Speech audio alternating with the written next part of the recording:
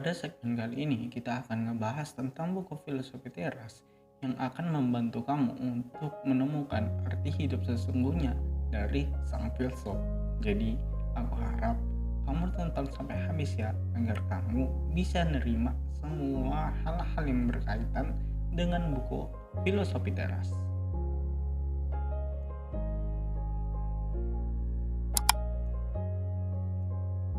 Orang-orang mendambakan ketenangan dalam hidup.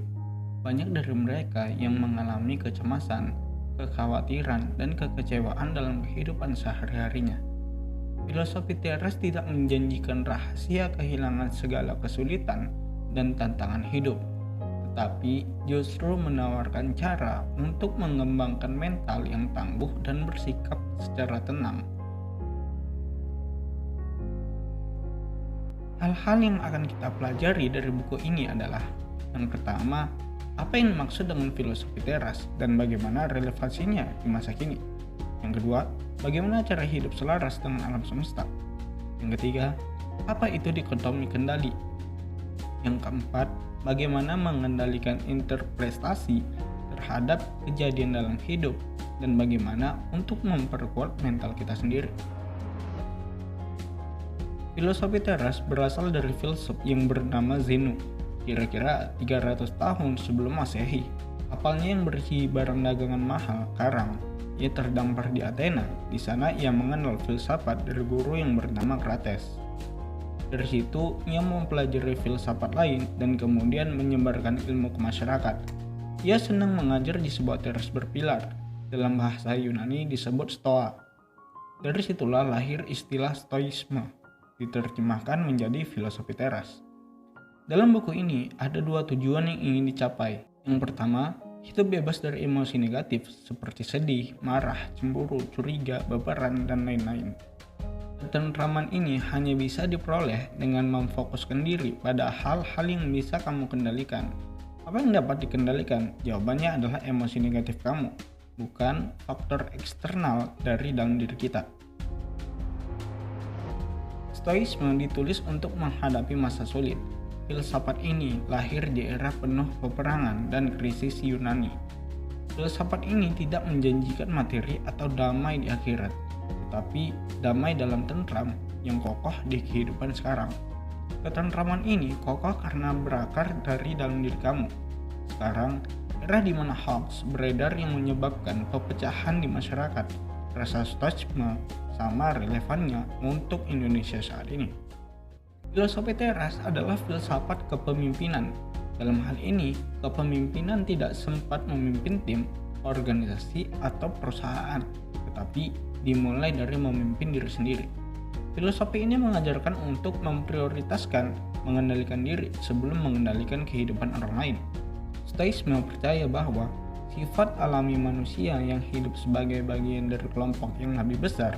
Seorang praktisi Stoa seharusnya hidup secara sosial, yaitu tidak mengisolasi diri dari manusia lainnya dan juga berhubungan dengan orang lain secara rasional. Jangan mudah dikuasai emosi negatif seperti marah, iri, dan dengki ketika bersosialisasi.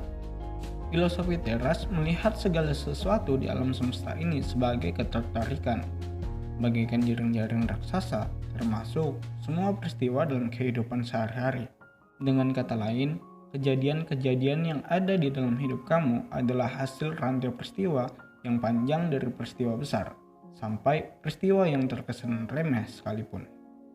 Ketika kamu tidak sengaja menginjak kotoran kucing di jalan misalnya, maka ini bukanlah sebuah peristiwa acak, tetapi hasil dari rantai banyaknya peristiwa lain yang sudah kamu alami. Tidak ada peristiwa yang betul-betul kebetulan. Sesuatu yang terjadi di masa lalu dan yang sedang terjadi pada detik ini adalah hal yang tak terhindarkan karena merupakan mata rantai dari peristiwa-peristiwa sebelumnya. Filosofi teras melihat semua peristiwa hidup sebagai keteraturan kosmos dari peristiwa-peristiwa terkait yang mengikuti aturan alam. Karena ketertarikan adalah bagian dari alam, maka melawan atau mengingkari peristiwa yang terjadi dalam hidup kamu dianggap sama dengan melawan aturan sang pencipta alam. Jadi untuk apa menyesali dan memprotes masa lalu? Semua hal yang terjadi mengikuti aturan sang pencipta. Melawan atau mengingkari apa yang telah terjadi artinya keluar dari keselarasan dengan alam dan menyebabkan Anda tidak menjadi bahagia. Jika harus memilih hanya mengingat satu kutipan saja dari berbagai teks tentang stoisme, maka kutipan dari Epictetus, ada hal-hal di bawah kendali kita, ada hal-hal yang tidak di bawah kendali kita. Prinsip ini disebut otonomi kendali. Ada beberapa hal yang tidak di bawah kendali kita, antara lain tindakan dan opini orang lain, popularitas Anda, kesehatan, dan kelayakan kamu, kondisi saat kamu lahir, peristiwa alam seperti cuaca, hujan, dan gempa bumi.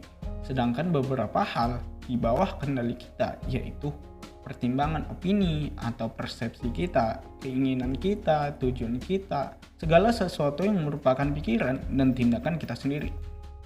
Stoisme mengajarkan kita bahwa kebahagiaan sejati hanya bisa datang dari hal-hal yang bisa kita kendalikan, dan kita tidak dapat menggantungkan kebahagiaan sejati pada hal-hal yang tidak bisa kita kendalikan.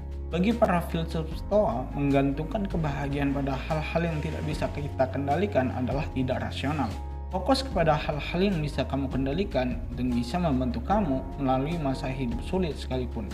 Karena sikap dan persepsi kamu ada sepenuhnya di bawah kendali kamu.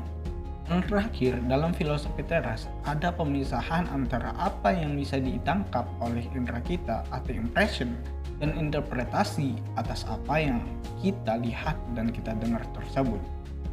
Manusia sering gagal memisahkan keduanya. Seringnya, manusia memberikan interpretasi dari sebuah peristiwa yang dialami, banyak menjadikan sebuah peristiwa terlihat buruk. Sesuatu kejadian dipandang buruk ketika persepsi kita menyebutnya seperti itu. Misalnya, kamu menganggap peristiwa dipecat itu sial. Dalam hal ini, dipecat adalah impression. Fakta yang bisa ditangkap indera tetapi sial adalah representation. Sudah ada penilaian subjektifnya. Tapi tenang aja, kamu memiliki kekuatan untuk mengubah pikiran dan persepsi kapanpun juga. Yang harus kamu sadari adalah perasaan susah, khawatir, cemas, iri hati, dan lain-lainnya datang dari pikiran kamu sendiri. Dan kabar baiknya, kamu sebenarnya mampu mengubah pikiran kamu tanpa harus mengubah peristiwa eksternal yang telah kamu alami.